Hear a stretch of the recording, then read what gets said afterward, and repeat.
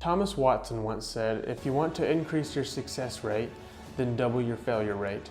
If we had the choice to master a skill with little to no work, I think every single person on the planet would take that opportunity. Many people aren't prepared to put in the time and effort required. They look for shortcuts and cheats to try to get the success without the work. Now this is something I've been guilty of too, as I once signed up for a class that in theory would teach me how to make money on Instagram. I also attended a Zoom call I later realized was a pyramid scheme. Someone once told me the quickest way to get rich is to tell other people how to get rich. And that really changed my perspective on these so-called shortcuts. It made me realize that people were doing this for their own gain rather than trying to help others. We are so conditioned to seeing people after they succeed that oftentimes we forget that being successful in anything requires years of hard, focused work.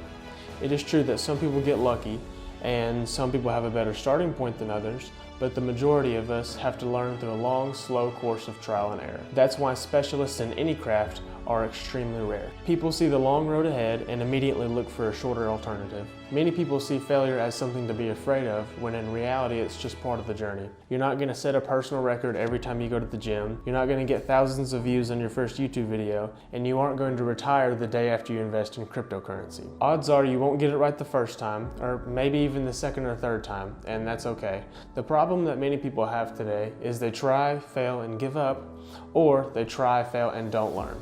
Even though failing is encouraged by many millionaires and other successful people, there's definitely a right and a wrong way to fail. Think about it this way.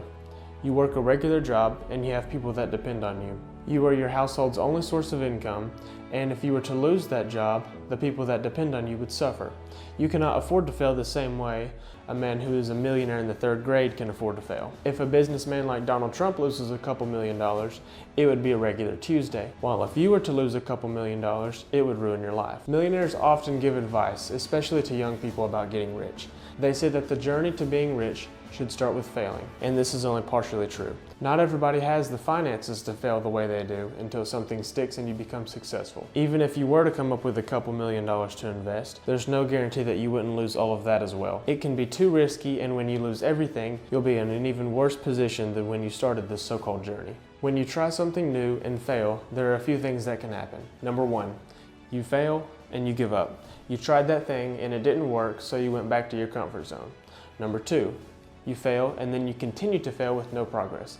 You do the same thing that failed the first time and you expect different results. In the same way someone who has an addiction to gambling thinks, next time I'll win big, you think, just more money or more time and this will really take off. Number 3, you fail and you learn from your mistakes. You review why you failed and you make adjustments and you try again. You might even fail a second time too, but you'll have learned even more. You repeat the process and you become successful one step at a time. A lot of people associate failing with losing money. And while this is certainly one definition, it's not exactly what millionaires mean when they say the journey to being rich should start with failing. Before you can start to fail correctly, you have to determine what your definition of success is. That's one of the great things about life, is you can be anything you want to be, you just have to make it happen.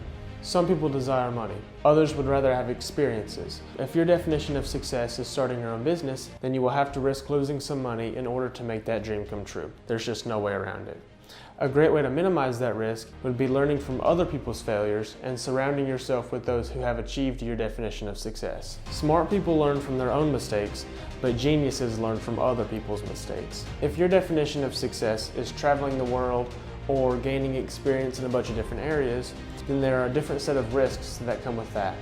Almost all the time, a great experience costs money. These experiences can also require you to do something that you've never done before. These are both risks, but at least with an experience, you are able to preview something before you do it. You can read reviews and determine if this is something that's worth the money to you or not. Even better, ask friends or family what they think. The more people you talk to, the better chances you get an honest answer, or maybe even get that experience for free. Obviously this won't work for everyone, but you would be surprised what's possible if you just ask. The word failure has a really bad reputation. People are embarrassed and ashamed to fail, but as A$AP Rocky once said, how you gonna knock somebody in the world for actually trying to do something, trying? Since when has it become not cool to try? Don't hold yourself back because you fear judgment from other people. A lot of the time, you are your own worst critic, and people don't care if you fail or succeed, as they are too busy worrying about themselves. A mistake is a trait of discomfort for knowledge, and while mistakes and failures can be hard to deal with at first, they get easier over time. Yes, the best time to plant a tree was 20 years ago, but the second best time is now. A lot of the times when we want to try something new, we tend to focus on the downside. What if I talk to this girl and she rejects me and it's awkward?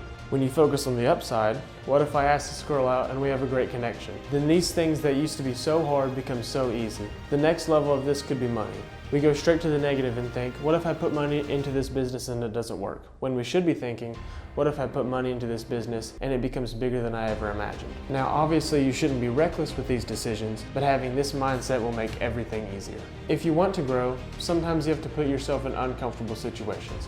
Obviously, you're not going to like it at first, but you will learn much more and you'll learn it much quicker this way. The failure that can come from an uncomfortable environment will be a great foundation that puts you on the road to success. And eventually, that uncomfortable spot that you were brave enough to step into will become your comfort zone.